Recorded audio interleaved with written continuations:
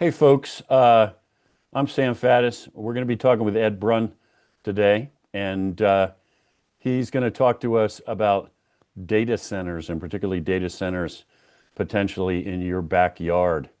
So, Ed, look, I'm going to let you introduce yourself. You and I are familiar and known each other for a while, and you've been active on a lot of fronts for a bit, but just for folks who don't know you, give us a quick intro. Yes, thanks for having me here today. I think it's a very important topic we're going to talk about. My name's Edward Brunn. Officially, I'm Dr. Edward Brunn. I have a PharmD, which makes me a doctor. I'm the vice president of Citizens Advisory. I've been with them several years now, and I'm a elected school board member in Pennsylvania. And for people who aren't familiar with me, I was the original whistleblower on the COOT program in Pennsylvania. I partnered with dozens of people to stop the program in Pennsylvania, but I was the one who alerted people day one with my Facebook. Prior to that, you can't find anybody in the world who had any criticism of this program. I kind of got the ball rolling there, and I'm proud to say that for about 6 months, I was the only elected official in the entire United States to have a problem with this company. So, here I am today complaining about something else, and it's actually a lot of the things here similar in terms of the issues I saw there. So I think I might be the right person for this. Well, look, you're definitely the right person, man. I will just say this, look, to the folks watching. There are a lot of people complaining about a lot of issues. And then there are some small percentage of those folks, in my experience, who actually shift from complaining to putting in the work to do something. And then there are within that small percentage the ones who actually accomplish anything. And I'm not trying to be snide or snarky. I'm just saying there's if you get into the world of any kind of community organizing or activism or fighting things, there are only a handful of folks who are actually out there scoring points. And Ed, you're one of them, man. I mean Thank you. The Couth program that was injecting transgender ideological poison into our kids was just running amok and enjoying the support of, well, everybody it counted, it seemed, in the legislature, in the government, and you Yeah, and a handful of other people stood up yeah, and said, no, no, we're not doing this to our kids. That's not happening. And you made it happen. So look, let's shift gears and talk about, what we want to talk about today is data centers. These, and particularly with the idea, the focus of how data centers are coming into rural areas and why people should care and what they should do about it. So how about we just start with this? For the average person who's busy raising their kids and paying their bills, what the heck are we talking about, man? What is a yeah. data center? So first and foremost, it's very important to mention, what a data center is and who's running them. And actually, I think the most important thing is who's running them. Um, who's running them is big tech. And when I say big tech, for listeners out there, if you're not familiar with what big tech is Meta, which is Facebook. Big tech is Microsoft. Big tech is Apple. Big tech is Google. Big tech is, some would consider Tesla to be a part of that. Big tech is Amazon. So big tech companies that make billions of dollars, generally recognizable by their silicon billionaires out of California. They are the ones building these almost exclusively because they cost billions of dollars to build, and they are the only people who could afford to do that. So that's who is behind these. And a lot of people may be familiar with some of these companies and kind of say, ugh, these are not the best companies historically that we've had to deal with. And here they are wanting to build these data centers. And it's important to differentiate between data centers of the past and the data centers they want to build in Pennsylvania, because that's very, very important. The data centers of the past, some would argue, and I would probably agree, and I wouldn't be here if we were talking about them, that they are necessary for society, much like coal, gas, and oil are necessary for heating a house. We need data centers for the internet, and we need it for cloud storage and to run businesses. And there's hundreds in the country for that reason. But the ones that are coming to Pennsylvania, These are going to be almost exclusively for AI, which is artificial intelligence. These, as much as I need the internet, I have rarely ever said to myself, gosh, I need artificial intelligence. I feel most people would probably agree with that. And I mean, to some degree, artificial intelligence is operating right now, like with your Google search and so forth, and is necessary. But going forward, they probably plan to build dozens to hundreds of AI data centers in Pennsylvania exclusively for AI. And the question becomes is, do we really need that for what harm we are about to bring to ourselves? So if somebody comes in and builds one of these data centers, physically, what am I looking at? So they are giant buildings, and inside them, they house computer processors. And computer processors require lots of electricity and lots of water to keep the area cool, because if they get damaged from excessive heat, overheating, I mean, this $1 billion investment goes to waste. So they need tons of electricity to cool them and tons of water to keep them from overheating. And the plan is for them to essentially be almost exclusively for artificial intelligence in Pennsylvania, the ones being built. So I know from you and I talking before, and haven't had the privilege of sitting through one of your presentations, that you talk about the lies associated with this, the lies that are told to people. Could Yes. Explain to me or explain to the folks watching what that's all about. Yes. In this, I call back to the Couth program, because there was a lot of lies told by all politicians, Republicans and Democrats, both alike, in regards to that. Everybody said, oh, it's for anxiety and depression. Turns out it's, a transgender, unlicensed individual talking to your kid without any parent permission through the public school that is funded. Right. This is similar to that, because everybody's getting the good information on this. Like, oh, it's going to bring tons of jobs. And that's the first one I start out with. Tons of jobs are being sold to the public in Pennsylvania. Everybody likes jobs and everybody wants business in the community. But when you look close enough, these data centers, and the Wall Street Journal will agree with me on this, but even a quick Google search by anybody on this Zoom call can see for themselves aerial images of the parking lots of these, I call them big tech AI data centers. You look at the parking lots and you realize they have very small parking lots because they have very few employees long term. And the jobs they do have are generally janitors, security guards, and they probably have a couple people who are maybe higher paid at them, but mostly the jobs are remote. If they're good paying jobs, they're remote, and the person is working from California. So the devil's in the detail. In addition, they will bring initially a lot of construction jobs to the area, and that's fantastic. But two things: construction jobs are temporary, and most of those construction people, take a close look at them, they do not live locally. A lot of them are younger gentlemen. They don't have a family yet. They come here, stay in an apartment, stay in an RV, and when they're done with the job, they're gone. So these are not necessarily beneficial to the community in terms of a job. But politicians have sold people the big lie that these are going to be good for the community in that aspect. Right. So they're going to come in, they're going to take up a lot of ground, because we're talking about a huge building, whereas actually I understand typically more than one building, right? Take up all this space, and then, and if you got a job there, you're sweeping the floor or something. I mean, is that what we're talking about? Right. So you're giving up a lot of land and property, and it doesn't end there, because the next thing I always talk about is, big lie, which I think people are kind of coming around to, is that people are told their electric bill has gone up because of inflation or because of Biden, and that there is probably some truth there. However, if you look at the recent history, like the electric bill has outstripped inflation. It's almost doubled. Inflation's 10% or whatever, or 12% cumulatively, or maybe 20% to be here and there. But that electric bill is doubled, and people are worried that it may actually double again from there. And the reason behind it, if you listen to some people, it's actually these data centers. And again, previous ones necessary probably for the internet and people's daily lives.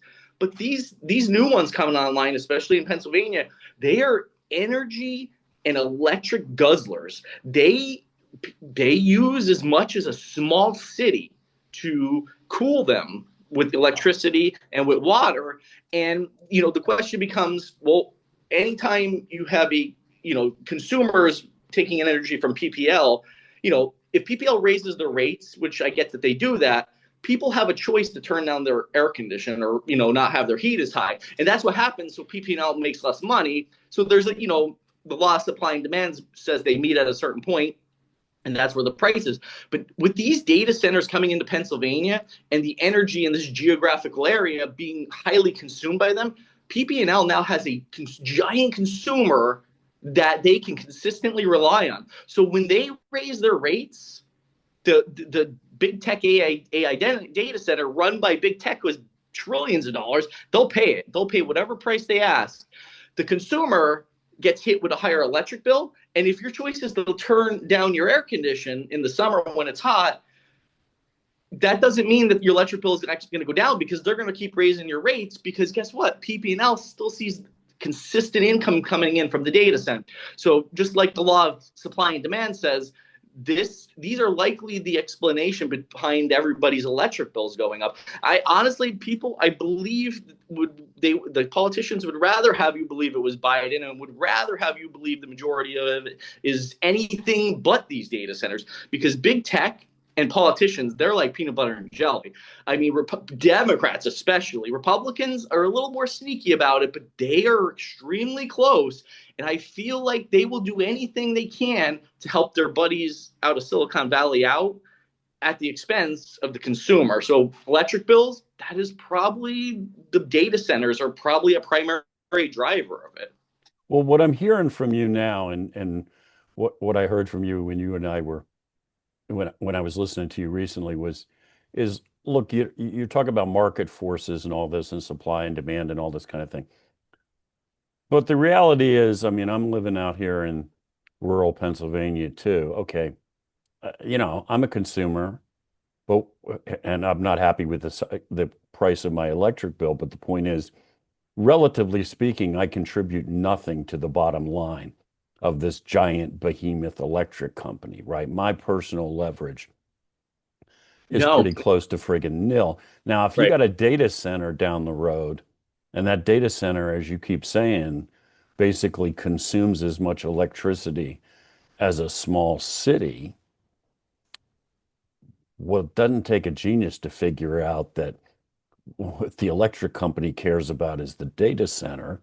Sure, that's their big They have claim. all that, right. That's the bottom line. They're in business to make money. I don't fault them for that. But the point is, the data center is going to, what the data center needs, the data center is going to get. And if the data Bingo. center is willing to pay a certain price, it doesn't really matter what Sam's willing to pay. Who cares? You turn your air condition down and be sweatier in the summer, and your electric bill's still going to keep climbing. That's kind of the moral of the story there.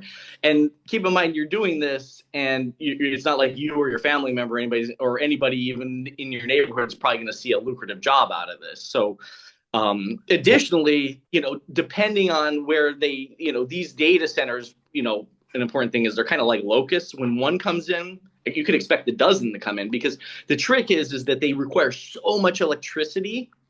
They have to be close to an energy source, or the wires that bring it in. They need the big, hot, heavy duty 500 kilowatt wires. I don't know if people pay attention to them, like the big ones that nobody wants in their yard. Like, we're not talking about small poles here. We're talking about the kind that, like, people wonder whether or not it's safe to, conceive a baby around, because they're Right. that big. They make sounds. They have to, put those wires up, and anywhere those go through, people's property, if your property was 500,000, well, now it's a $300,000 property because you have giant wires going through your yard. These data centers need that.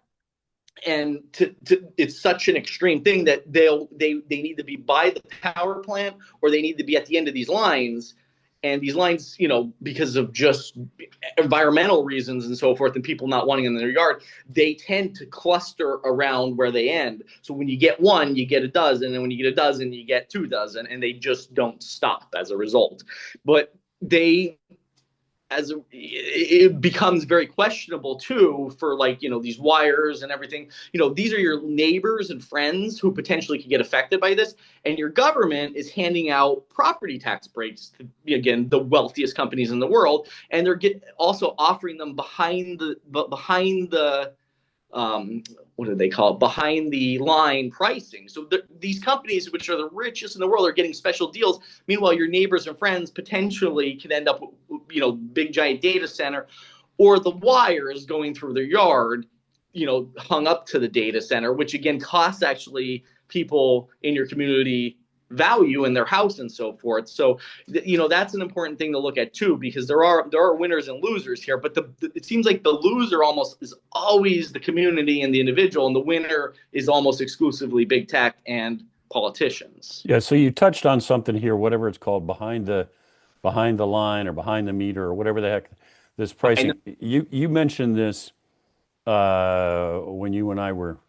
when you were talking the other day, and as I understand this, and correct me if I'm wrong, basically you're talking about a situation where you got a power plant, literally the thing generating the power, and you're hooking up these data centers directly to the plant, not downrange, not like it's not like it.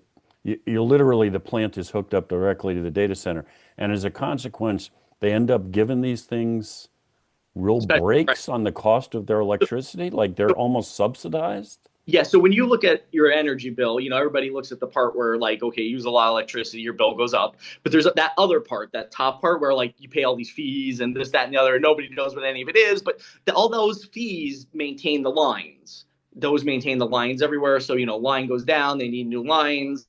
That's like what they say supports that stuff. So keep in mind, you as an individual and a consumer have to pay that, no matter how much electricity, as long as you have an electric bill, you're paying, you pay that standard price, and then what you use goes up. These are the wealthiest, richest companies in the world, as I call them, big tech, Microsoft, Amazon, Facebook, the richest people in the world, and your politicians are offering them these special behind the meter pricing. So essentially they, again, being up close to the power plant, are claiming that they should not have to maintain the lines that everybody else does, which again, if these weren't the richest, wealthiest companies in the world, that would make some sense. But they are the richest and wealthiest companies in the world. Why are we giving them special deals? I say this all the time. Even if you could agree with some of the stuff that's happening with this artificial intelligence, what nobody should be able to agree with is why, if you're gonna harm our environment, raise everybody's electric bills, and do all this stuff, why are consumers not getting a piece of this? So if they put a big giant transformer in someone's yard and their house is cut $200,000 in value, why are they not being appropriately compensated? Because PP&L, my understanding, wants to give them $3,000 for the little plot of land where they put it on their property through eminent domain. So essentially, people are really getting the screw to them, and overall, nobody from the politicians and big tech, they really seem to be hoarding the money here. So, if you are going to do any of this, people need to be getting a way better deal than they currently are. Yeah, well, and what strikes me here is frequently you'll hear politicians tell you, okay, we're going to give tax breaks to name a corporation because they're going to come in and they're going to set up a factory and they're going to start producing in our area. And the sweetener for the public is there's going to be a bunch of jobs. Right? That's what you're going to, everybody's going to benefit. Now, okay, we can certainly debate to what extent that's bull in certain situations. I'm not saying that is always the case, but at least logically that makes, I understand the argument. Whether it is convincing in a particular situation is another matter. We're going to give this company a break. They're going to come in 1,000 guys and gals are going to get jobs making whatever the heck it is in this factory.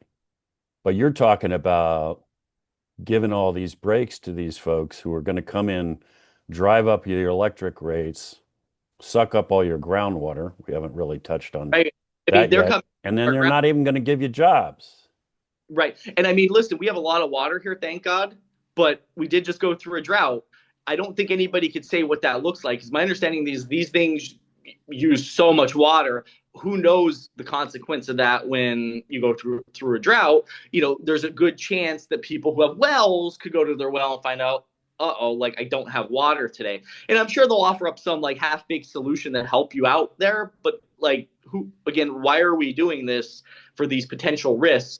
And I will also point out, and this is a more widespread issue, is that people on this call will know this to be true. Democrats have for years have been turning off power plants, coal power plants, turn them off. They don't want them. They think they're bad for the environment. Well, here come these AI data centers, big tech AI data centers, and Democrats are close with big tech. So they are in a pickle, as I like to describe it, because right now with the online amount of these big tech AI data centers coming online, there is not enough electricity to support them. There just is not enough electricity there. So what's going to happen is, again, you have the consumer and you have big tech AI data centers, which is friends with all the politicians. When there is an excessive demand, who do you think is going to get the shaft? The billion-dollar building that, goes up in smoke and fries, or consumers? They are going to do rolling blackouts if they cannot meet the energy demand here. And it will be you where your food spoils, and it will be you sitting in sweltering 96-degree weather in the summer. Very important to remember that, because nobody's talking about that. But I don't think politicians care, because big tech is their buddy, and they're trying to make them happy. And 5-10 years from now, when we're suffering in a blackout, nobody will remember how any of this happened. But this is the start of it. Well, so I mean, correct if I'm going to make a statement here, and if I'm wrong, obviously tell me so. But I mean, just to emphasize something that you were just saying, I got a giant data center down here, and it's feeding AI, and it has to have electricity, because not only, I mean, it has to operate, and the fans have to turn, and the pumps have to pump the water. And we get to the point where we don't have enough power for the whole grid.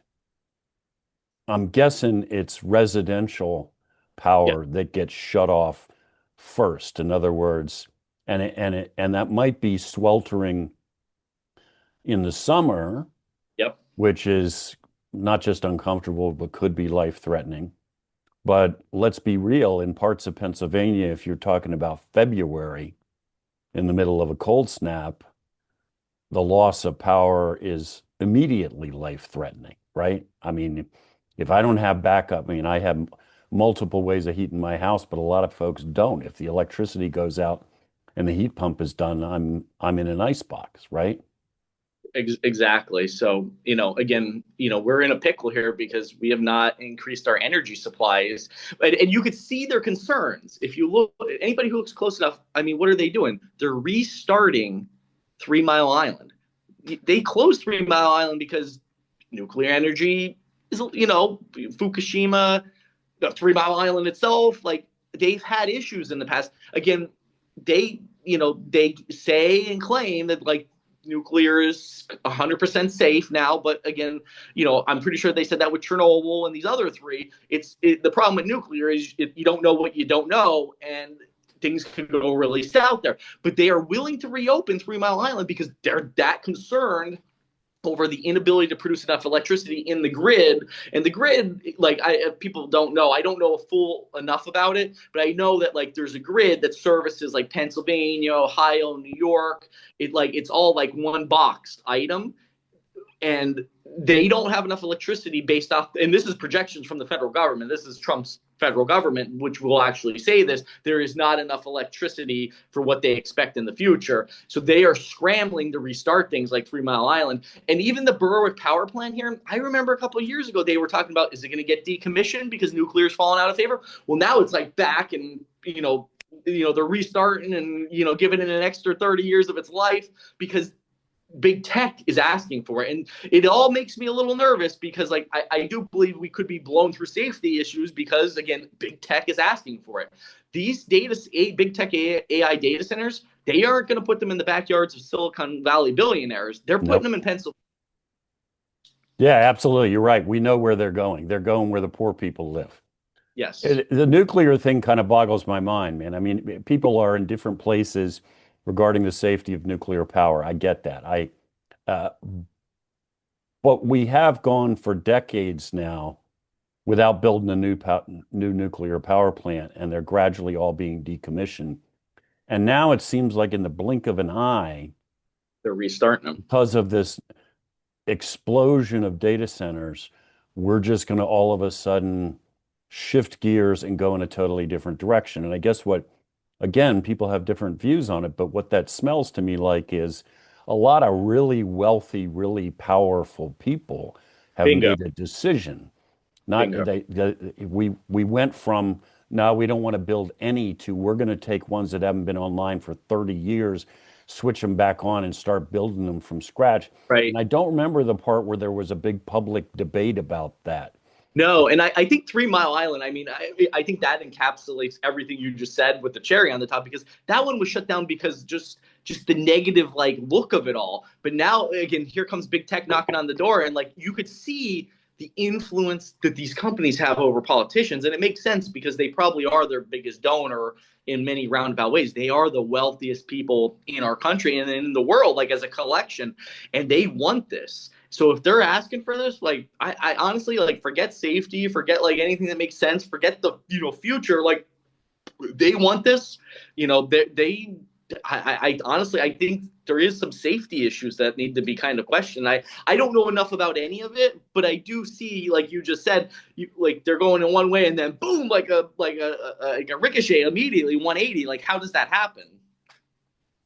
Yeah, so a couple of things before, I mean, at some point here, I want to, you know, talk brass tacks in terms of people that are watching that all of a sudden are waking up to this, what they should they do. But before we go down that road, okay, so you've made pretty clear, and I've heard you say this before.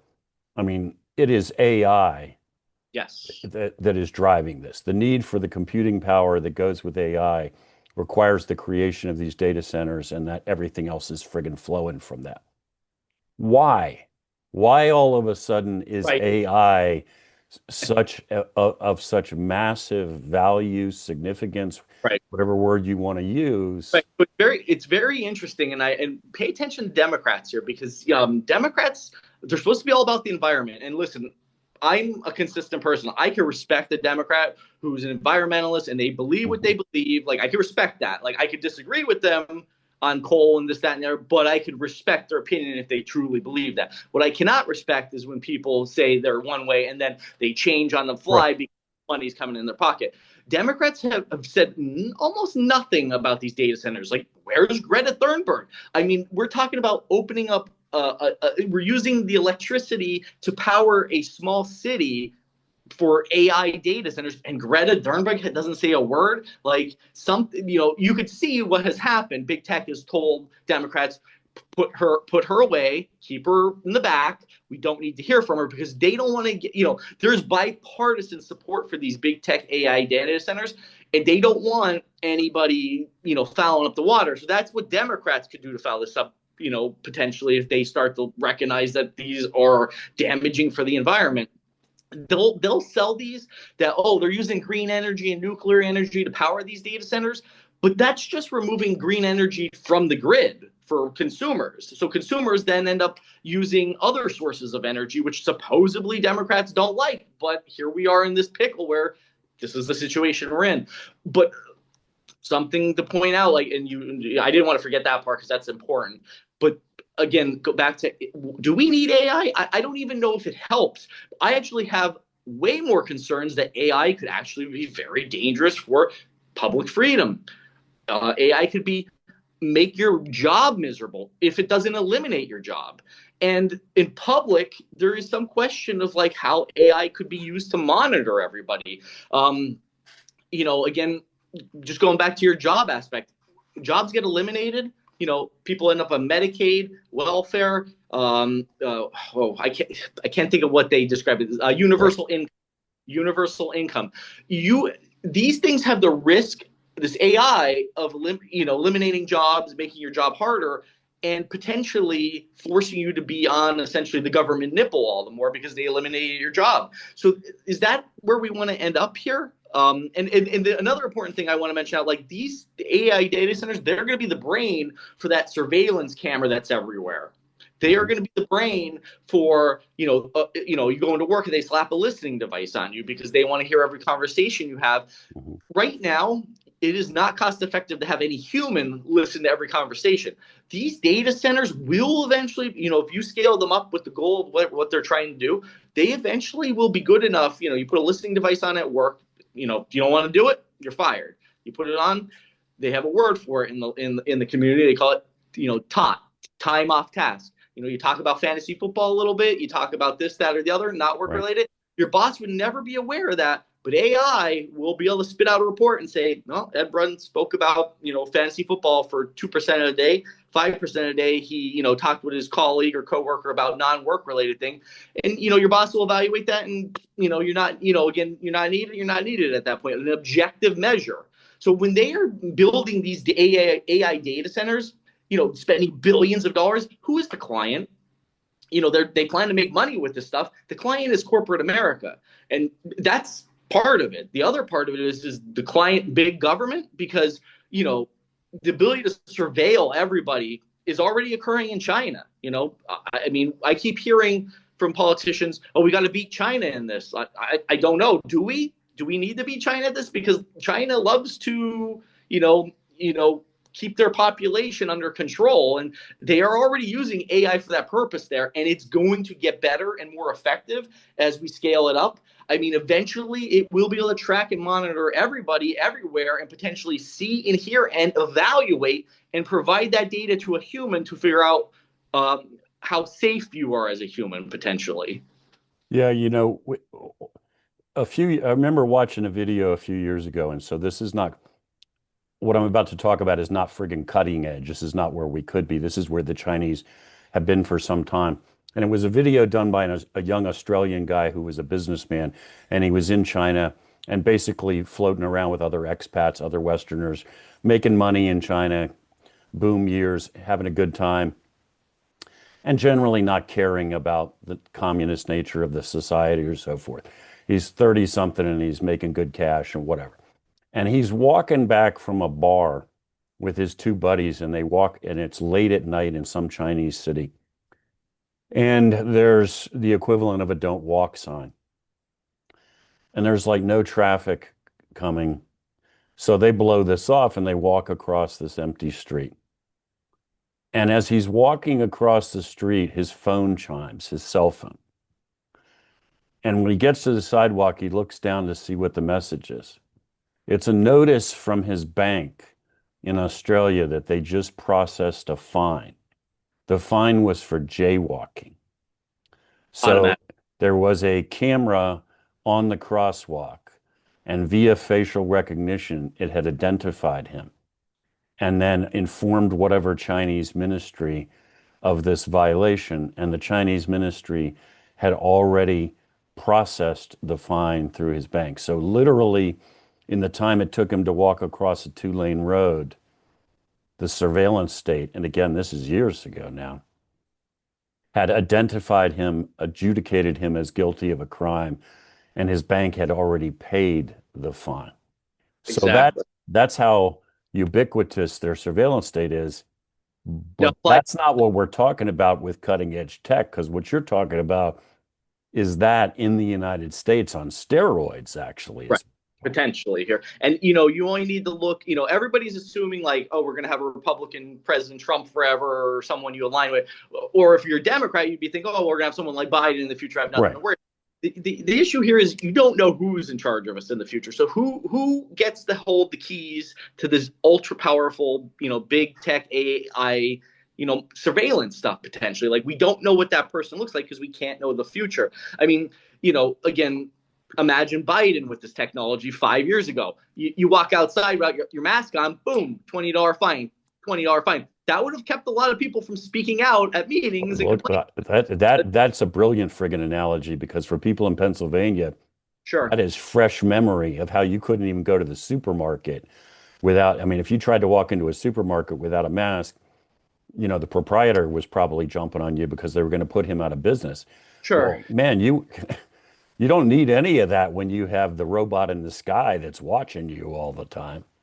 Exactly. And I mean, again, who knows? Like, I can't predict the future, and neither can you. I mean, different president, different person in control at any point in the future gets the keys to this. It could be anything. It could be, 20 people who are like-minded get into a room together. AI knows their phones are all together. You're all red marked, and then suddenly it's like an all-seeing eye. It can watch everybody at all times, at every moment past that, and report back to someone. And it's just it's scary. And again, again, go back to the beginning of my conversation where I said I can't even figure out what we as a population are getting around here for all this risk. So And before we move on to how to fight this thing, there was something that you had said when you and I were talking previously that I think I jumped over here. We have this all of a sudden explosion of companies that want to build solar farms all over rural Pennsylvania too.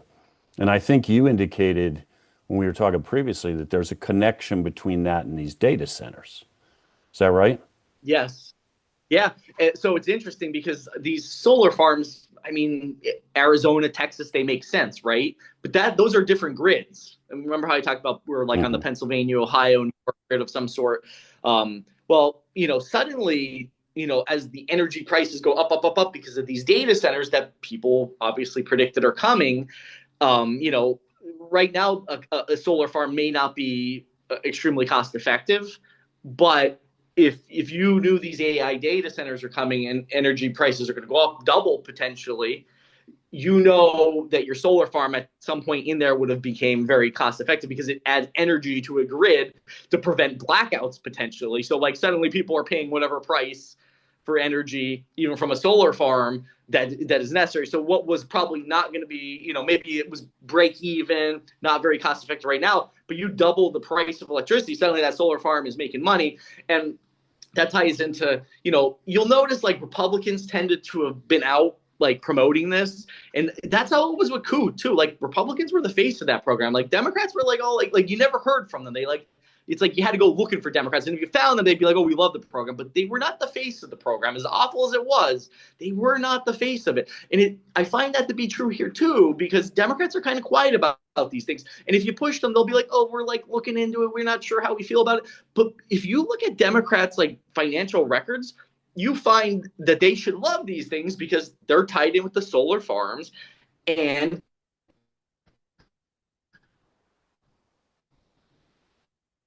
you'll find politicians like developers, for instance. We just had a data center defeated up the way here, and the guy's name, the developer of the land, who's going to make millions selling the land to a data center, if it was zoned properly, his name was like Al Patel. Well, he's a donor to Democrat state senator Marty Flynn, and he gives to other Democrats. So, when Democrats are like, oh, like we're not sure if we like these things, like bull BS on you, buddy. You're not getting money from these land developers and from like these solar farms and stuff, and you're gonna sit there and tell me you don't like these data centers. Like it's all fake, it's all fraud, it's all like political theater. It's like they got in a room and said, we're all gonna play it out this way and cross our fingers and hope the public doesn't figure it out. But I think people are kind of figuring out. And the solution, and I think you'll probably ask me next, I could talk about the solution to a lot of this stuff.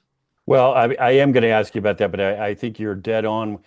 You and I both have this instinctive reaction that all of a sudden it's amazing, despite all these political differences that are supposedly so important, that when we get to the point where we start talking billions of dollars and massive campaign contributions, that there doesn't seem to be a whole lot of distance between the Republicans and the Dems. I mean, right now in Pennsylvania, I know a number of very prominent Republicans that are actively pushing this whole data center thing. This is Yep. all good. And they're using all the arguments that you blew out of the water at the beginning of this talk and making everybody think this is the golden goose, man, jobs, prosperity. There's Nobody's talking about your groundwater going away, your electric rates going through the roof, and the only job they're going to give you is sweeping up. it's Nobody's talking about that. They're making it seem like all you're about the all going to have wonderful jobs and be rolling in cash. absolutely. And it does, again, just like the Couth program that I stopped, it all sounds good on paper if you get the narrative that they desire you to have. And I love this George Carlin quote. I feel like this encapsulates all this. His quote is, the word bipartisan means some larger than usual deception is being carried out. And boy, does it ever apply here. Amen. As usual, Brother George was dead on, man, when he was very incisive. Like, yeah, after you're all done with your claims that you're all on different sides of this, it seems when it comes to money, you all sing the same song. All right, so let's tend toward wrapping up here. I mean, if people are fired up, if people are energized, which I sure as hell hope they are, because you've been laying it on, laying it down. Okay, what do I do? I mean, I'm living in rural So Pennsylvania, and all of a sudden they start talking about building one of these giant monstrosities. What do I do about it? which brings us to the biggest lie of all. The first thing all politicians, Republican, Democrat, keep saying: we can't have laws, we can't have regulations here. Like that, that does make sense from a conservative point of view. Like we don't like laws, we don't like, they cause harm business and so forth. But keep in mind, this isn't small business. This is big tech. And they will hide behind small names, like the person who bought like whatever property over here in Pleasant. It never says Facebook, it never says Apple. It's always like hidden names. They're being sneaky. Right. But we need laws and we need regulations on a big giant company trying to essentially harm us. Like that's when you need laws and that's when you need regulations. Politicians currently don't want any of that because they're worried that it'll slow down everything that's happening, which when so much questionable stuff is happening, you want it to slow down. Like take the time to figure out, like, is this a good thing? You'll notice at the local level, zoning, that's your buddy here, zoning, because they have to change zoning to allow these a lot of the time. And your local politicians, they tend to, they want to be buddy with the state politicians who are, in bed with the federal people who are all with big Right. tech here. And your local, zoning needs to change. So like when they plan to change it, like show up at the meeting, because that's a law. Essentially, those are laws or zoning or whatever they are. Those are protecting you, and you just need to put the pressure on the elected people to be like, you're not doing this without getting booted from office, and that's generally enough for them to back down. But we need more laws at the state level and federal level to like, is AI for military? Make a law like how it could be used for military, to like make a law for like how it could be used in public, make a law for how it could be used in corporate America. We need all of this to happen, and none of that is happening because this is the kind of thing where once it happens, there's no getting it back in the box. Like when you're being surveilled 24/7, like it'll be too late at that point. Like it's got to start now. Thank God we have some time, but we need to like get out in front of this with laws and regulations and what people feel is necessary, or you could see what's going to happen. The power will be popping off. You will be losing your job. You will be surveilled 24/7. You will have these things happen. But laws can protect against this stuff, but we need to get out in front of them and make sure politicians aren't feeding us the lies. Yeah, look, amen. The getting out in front of it part, I think to me is the single most salient aspect, right? I mean, Yeah, everybody, real, I'm all for free enterprise, right?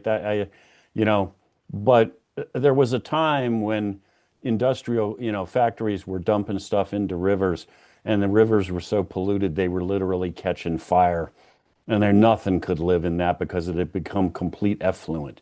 There wasn't any water left. Okay.